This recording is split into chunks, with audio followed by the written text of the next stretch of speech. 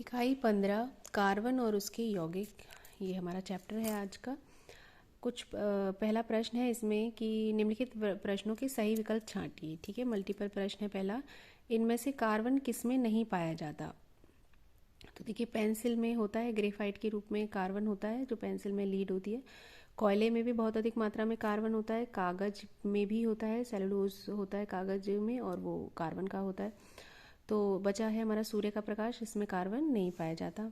मुक्त रूप से कार्बन किस में मिलता है? तो वो हीरा है। हीरा, ग्रेफाइट जो होते हैं उसमें मुक्त रूप से मिलता है कार्बन जो होता है वो, और बाकी में संयुक्त अवस्था में या यौगिकों के रूप में मिलता है। तो इस तरीके से हीरा हो जाएगा। इनमें से हाइड्रोकार्बन क्या है? तो पेट्रोल हाइड्रोकार्बन होता है, हाइड्रोजन कार्बन का मिश्रण होता है इसमें। प्रयोगशाला में बनने वाला पहला कार्बनिक यौगिक हमारा यूरिया था, जो अमोनियम साइनेट को गर्म करके प्राप्त किया गया। तो ये हमारा 1828 में वोलर ने बनाया पहला कार्बनिक यौगिक है प्रयोगशाला का। अगला है असंतृप्त हाइड्रोकार्बन का उदाहरण, तो एथिलीन है, क्योंकि बाकी सब संतृप्त वाले हैं। एल्केन जो होते हैं ये सब, ये संतृप्त होते हैं। इनमें कार्बन कार्बन के बीच में एक एकल बंध होता है। ठीक है, तो एथिलीन, एसिटिलीन ये सब डबल बॉन्ड वाले हैं जिनमें कार्बन के बीच में डबल बॉन्ड होता है, इसलिए ये एथिलीन हो जाएगा इसका आंसर। अगला है प्रकृति में कार्बन के सबसे अधिक यौगिक पाए जाते हैं, तो ये सत्य है। कार्बन के लगभग प्रकृति में जैसे टोटल 112 हैं, तो लगभग 92 तो कार्बन के ही होते हैं, तो ये सत्य है। कार्बन का प्रतीक Ca है, ये गलत है। Ca कैल्शियम का होता है, कार्बन का प्रतीक C है, तो ये असत्य हो जाएगा। ग्रेफाइट कार्बन का क्रिस्टलीय रूप है, ये सत्य है। लकड़ी का कोयला कार्बन का अपर रूप नहीं है, ये असत्य है, क्योंकि कार्बन के अपर रूप दोनों होते हैं, क्रिस्टलीय अक्रिस्टलीय, और लकड़ी का कोयला जो होता है वो हमारा अक्रिस्टलीय रूप होता है।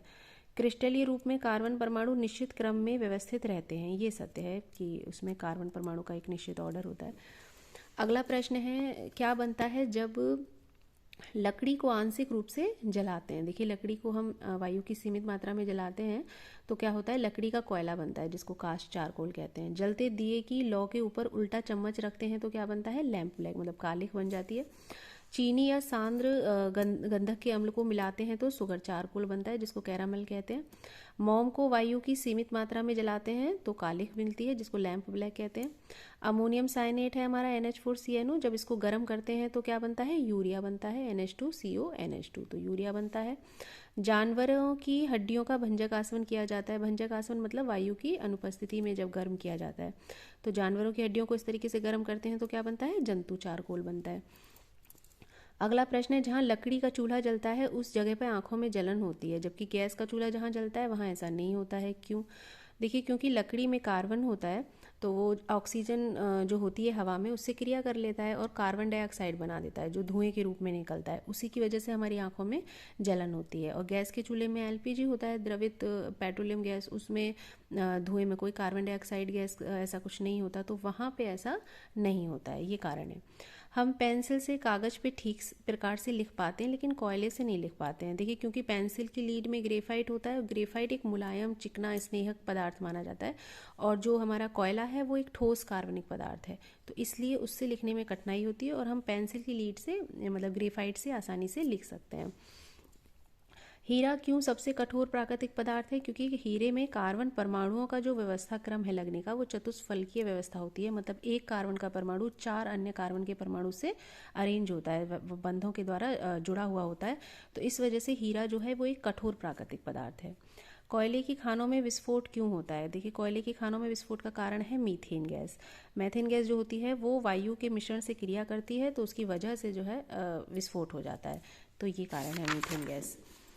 अगला देखिए, कार्बनिक और अकार्बनिक पदार्थ छांटने हैं 6 कार्बनिक पदार्थ बेसिकली वो होते हैं जिसमें क्या होता है कि जो हमको जंतुओं से, पेड़ पौधों से मिलते हैं जिसमें कार्बन की मात्रा ज़्यादा हो, वो कार्बनिक पदार्थ हो गए। अकार्बनिक पदार्थ जो हम निर्जीव पदार्थों से मिलते हैं, चट्टानों से मिलते हैं, चट्टानों के नीचे मतलब मिलते हैं जिसमें कार्बन बहुत कम होता है, तो वो हमारे अकार्बनिक पदार्थ की कैटेगरी में आते हैं। तो आप कार्बनिक पदार्थ लिख देंगे, ये हमारे चीनी, यूरिया, अल्कोहल, सिरका, ये क्लोरोफॉर्म, ये सब, और ये अकार्बनिक पदार्थ हो गए हमारे नाइट्रिक अम्ल, कार्बन डाइऑक्साइड, हाइड्रोक्लोरिक अम्ल, सोडियम क्लोराइड, कैल्शियम कार्बोनेट, ये हमारे अकार्बनिक पदार्थ हो गए। इसमें देखिए उपयोग लिखना है, जैसे ग्रेफाइट का क्या उपयोग है, तो ग्रेफाइट का उपयोग पेंसिल की लीड में होता है, पेंसिल में, और विद्युत इलेक्ट्रोड बनाने में भी होता है। कास्ट चारकोल का ईंधन और जल के शोधन में, जंतु चारकोल का चीनी उद्योग में गन्ने के रस को रंगीन करने में, लैम्प ब्लैक का इस्तेमाल प्रिंटर की स्याही जूते की पॉलिश करने में होता है। कैरामल भी अपचाय के रूप में इस्तेमाल होता है, जिसमें कि धातु ऑक्साइड को में से धातु अपचयित हो जाती है। हीरा जो होता है वो कांच काटने में और आभूषण बनाने में इसका यूज़ होता है। तो ये एक एक उपयोग लिख देंगे। उसके बाद ये मैचिंग है। फ्लोरीन जो होता है C60, जिसमें कार्बन के 60 परमाणु होते हैं, ये एक क्रिस्टलीय रूप है कार्बन का। तो इसको फुटबॉल जैसी रचना होती है, इससे मिलाना है। पेंसिल में ग्रेफाइट होता है। हीरा एक पारदर्शी पदार्थ है। लैम्प ब्लैक में 98 से 99% तक कार्बन रहता है। मैथेन एक सरलतम हाइड्रोकार्बन हो गया। और अकार्बनिक पदार्थ इसमें क्या है, सोडियम क्लोराइड यानी कि नमक। तो इसको नमक से मिला देंगे। इस तरीके से मैचिंग करनी है। खाली जगह है, देखिए मिट्टी का तेल, लकड़ी, कोयला, ये सब घरेलू ईंधन होते हैं जो हम घर में ईंधन इस्तेमाल करते हैं। गोबर गैस में मेथेन और कार्बन डाइऑक्साइड CH4 और CO2 का मिश्रण होता है। कार्बन ईंधन का आवश्यक अवयव है। गन्ने की खोई का प्रयोग चीनी के मिल में बॉयलर में पानी गर्म करने में होता है। रॉकेट में फ्यूल के रूप में क्या इस्तेमाल होता है, द्रवित हाइड्रोजन। तो रॉकेट ईंधन के रूप में इस्तेमाल होता है। अगला देखिए, मोमबत्ती को हमने चित्रानुसार जला लिया, फिर इसका अवलोकन किया, तो निम्नलिखित प्रश्नों के उत्तर दीजिए। देखिए, मोमबत्ती में क्या जलता है, मोम, धागा या दोनों। अब यहाँ पे थोड़ा ध्यान से समझ लीजिए कि मोमबत्ती कैसे जलती है। ठीक है, तो जब हम मोमबत्ती को जलाते हैं, शुरुआत में हमने माचिस ली तो उससे धागा जलाते हैं। ठीक है, धागा जब जलता है तो ऊष्मा पाके आसपास का जो मोम है वो पिघलता है, और जो पिघला हुआ मोम है फिर वो जो धागा होता है उसमें केशिका क्रिया के द्वारा ऊपर चढ़ता है और वाष्पीकृत होता है, जिसकी वजह से कैंडल जलती है। ये होता है रीज़न। तो इसमें शुरुआत में तो धागा भी जलता है, क्योंकि धागा जलता है उसी से मोम पिघलता है। तो अगर दोनों ऑप्शन में है तो हम दोनों ही लिखेंगे, क्योंकि मोमबत्ती भी पिघलती है हमारी, और लिक्विड वैक्स भी हमारा जलता है, और हमारा धागा भी जल रहा है।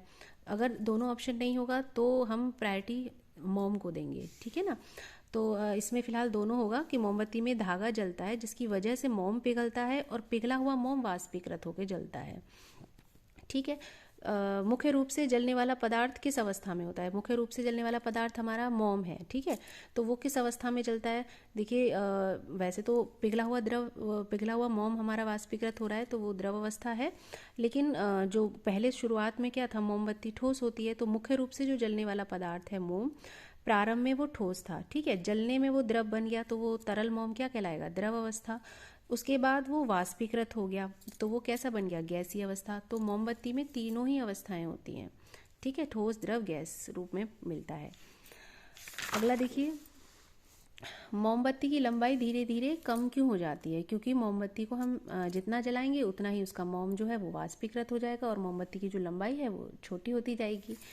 अगला है, धीरे धीरे फूंक मारने पर मोमबत्ती नहीं बुझती, जोर से फूंक मारने पर मोमबत्ती बुझ जाती है। ऐसा क्यों होता है। देखिए, जब हम जोर से फूंक मारते हैं तो हमारी फूंक में कार्बन डाइऑक्साइड गैस होती है, वो अधिक मात्रा में निकलती है, और ऑक्सीजन की मात्रा जो होती है वो हवा में उस टाइम पे कम हो जाती है।